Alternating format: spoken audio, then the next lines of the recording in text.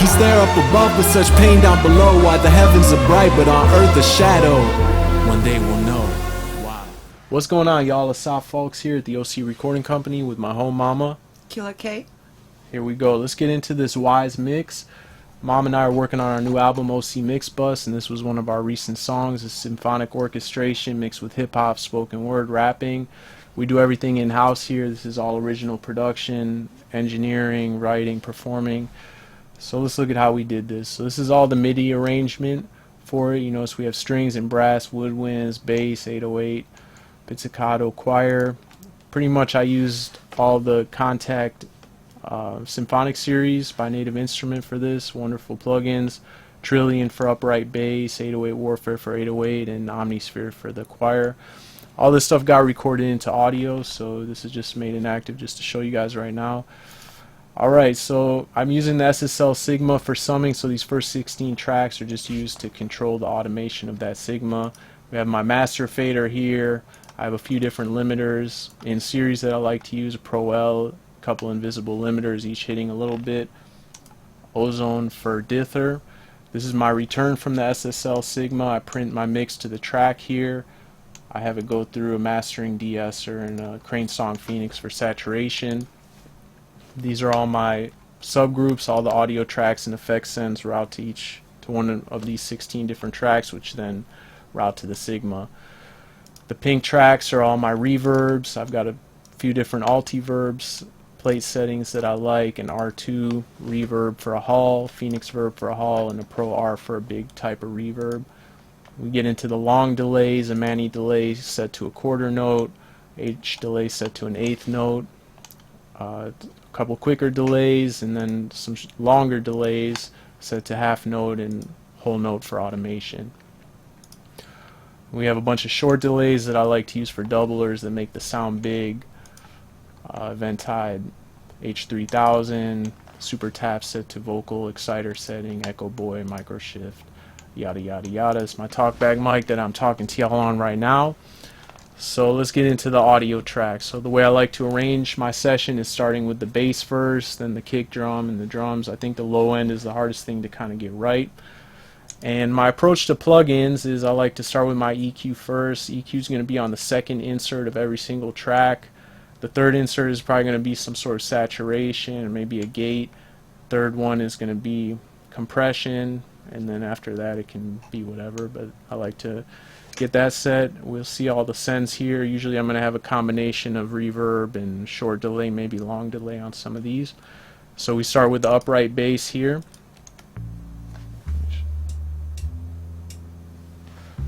Alright. So since we have two basses, I gotta decide which one's going to be the lowest, which one's going to be a little higher. So the upright bass is going to be a little bit of the higher bass. Then we get the 808 in here, which is going to be the lower end bass. We've got a J37 for a little saturation. The Pro C2 is one of my go-to compressors here. It does parallel compression really easily, has a bunch of different versatile settings. The CLA bass, wonderful bass plugin.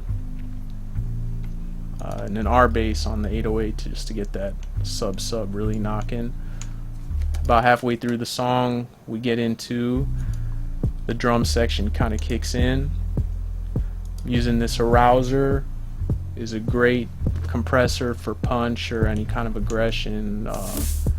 Get the drums really popping. This is basically what I'm using on every single drum here to get it really hidden. You'll see I have some different sends going on here. The plate for the drum plate and the micro shift just to get the drums a little bit bigger. A bunch of different snare sounds. I'm automating the one knob filter on that rolling snare. Make it a little more interesting. Right. And then we have some symphonic drums, a taiko. Couple different taikos actually. Since this orchestral track, I like to have some big drums kind of mixed in there, filtering out the lows on it so it doesn't interfere with our other bass instruments, just to kind of make it bigger. Crash and hi-hats, kind of trappy hi-hats, whatever. And alright, so the string track is really what drives the song, so I have that as my first insert. Right, an Abbey Road vinyl plugin on Creamy Strings gives us some flavor, and again my Pro C.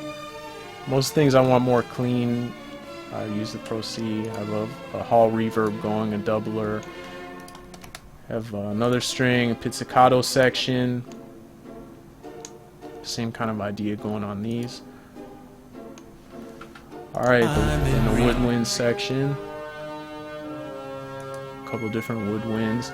These ones I didn't want to get too shrieky, so I put the Kramer tape on it with the normal and the 7.5 setting. Kind of muffles it a little bit, but in not too muffly way. This is kind of what I like to use to make things not so shrilly and shrieky. And one other caveat before we get going, every single audio track in this session has been run through some sort of analog gear beforehand for compression, EQ, kind of saturation. So you know, you're not going to get these same exact settings just by following what I have going on these plugins, but you can get pretty close. But anyway, that's how I get down. So we have the brass as well, a couple different brass instruments here. Alright, and the choir, so from that Omnisphere has really cool choir sounds. Again, EQ, saturation, compression, reverb, short delay. This is an interesting choir sound from the Requiem Pro. You can program the different vowels that they're saying in the words, so it makes it really realistic.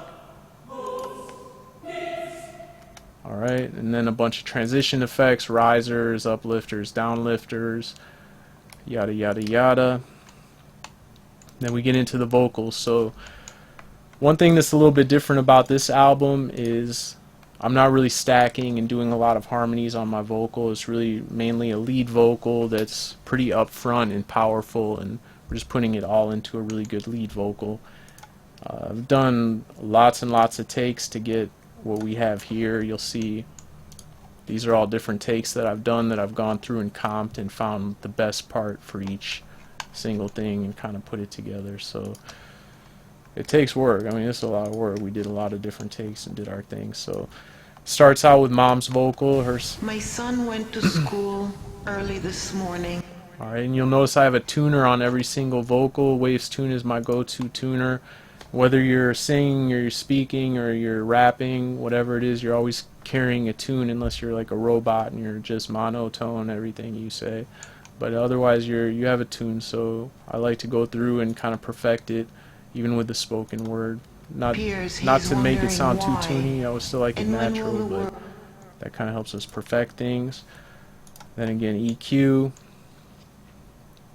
boosting a fundamental, getting a little crispy. We recorded everything through this U87 into an Avalon right here. So this is what we're doing. RVox, there's a gate, the arouser for some compression. My son, rest of the day. The CLA effects is our secret for the spoken word sound that we're getting. A little post EQ and a de-esser.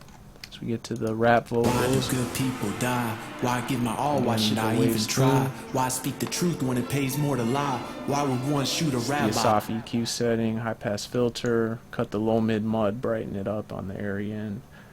RVox, arouser. Why do good people die? Why give You my notice all? that we have the parallel compression going, so even though I'm hitting it 8 dB, it's not quite like it's 8 dB compression.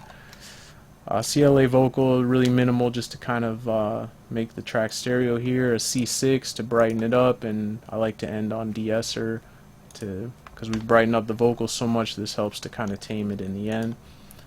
I've broken up these vocals a lot because I have like a low rap, a high rap, a low singing, then a higher octave singing, so I kind of EQ these differently. I've got a bunch of automation going on the delays, especially. Like here's a To his design. right half note delay. I did actually stack one part where I said, yeah, I wonder why. I wonder why. Yeah, I wonder why. So a bunch of different takes in different tones. Yeah, I wonder why. Yeah, I wonder why. Yeah, I wonder why. You know what I'm saying? So I kind of make it sound really big. Questions in my mind.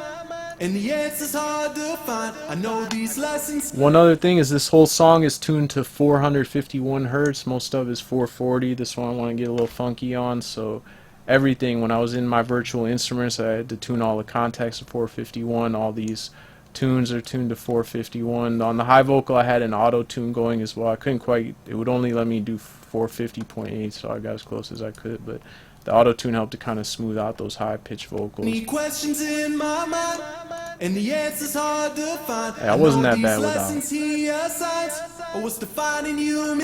Anyway, just to kind of tighten it up, but a lot of automation, especially on the quarter note delays. So that's pretty much it. This was a fun track and meaningful, and I hope y'all go and enjoy it. Check it out. It's Whys, WHYS. Asaf Fulks, Yakira, Shimoni Fulks, OC And recording. why not sign up for our school in the studio with Asaf Fulks and learn all the secrets firsthand? Why right. not? Why not? This is the place to be. It's all one-on-one.